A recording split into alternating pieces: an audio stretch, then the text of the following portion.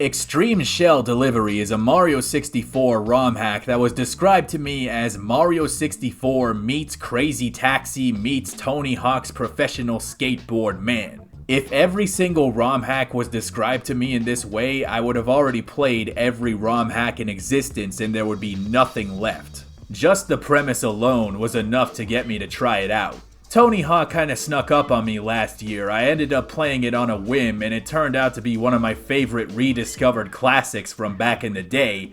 And even though I never played Crazy Taxi, I'm just fairly certain that that's a good video game as well. I mean, how could it not be? It's called Crazy Taxi. The world of Super Mario 64 ROM hacking is so monumentally huge that it's kind of ridiculous, and we are now at the point where it's becoming a whole different game entirely. And that's the case with this one. This is not a typical Mario 64 romp through a bunch of new levels. Extreme Shell Delivery is one of those truly unique ROM hacks that is built around an entirely new gimmick, that being riding around on a shell like Chad Muska, popping sick flips and spins and wheelies and rocket boosts just like the real Chad Muska. At first it's a little bit daunting. You have this giant list of inputs referring to all the different tricks you can do, but once you actually get into the game, it clicks very quickly. The goal is to pick up food and deliver it to customers all over the map in a timely manner. You can earn time back by delivering food, and the goal is to just go and go and go until you can't anymore.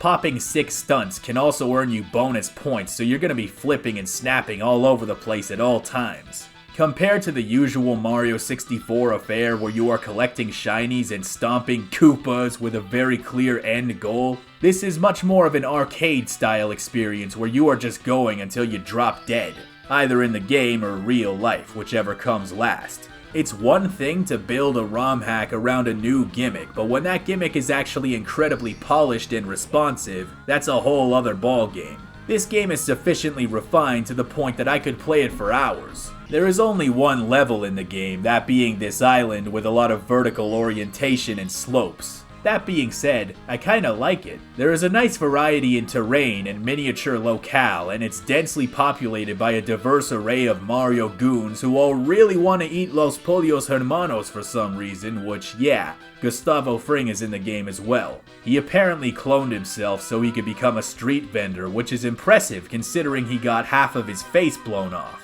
That old Gus, he always manages to bounce back. There are a couple of unexpectedly standout graphical effects, most notably the water, which has this impressive wavy ripple effect that got me by surprise. It's kinda funny to see a robust graphical effect in a goofy-ass miniature ROM hack like this. There's also this little detail where Mario's hat kinda stretches when he ground pounds, which is completely unnecessary and most people would miss it, but it's always fun to see ROM hackers go to the trouble of adding things like that. It's also got a pretty fun soundtrack, which I assume is a reference to the games that it's inspired by.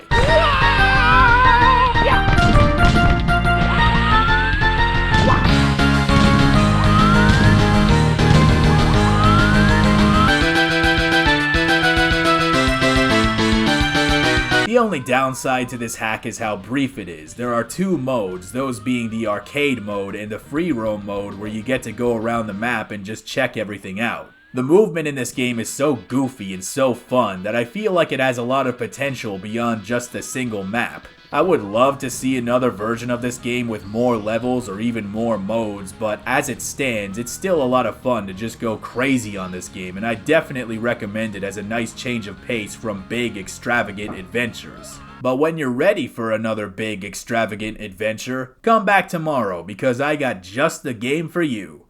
Merry Christmas, everyone!